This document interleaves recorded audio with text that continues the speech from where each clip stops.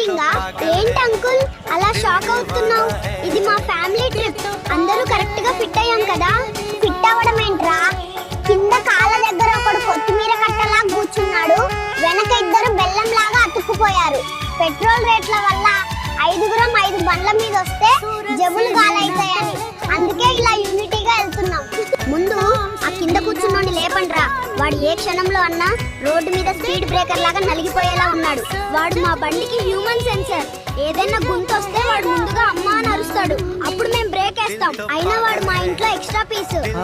కావాలంటే తీసుకెళ్లి చలానా కింద జమ చేసుకో. చలానా కింద పిల్లోని తీసుకోవడం అరే మర్యాదగా దిగండ్రా. దిగే ప్రసక్తే లేదు అంకుల్. కావాలంటే వెనక్కి కొంచెం ప్లేస్ ఉంది, నువ్వు కూడా ఎక్కు.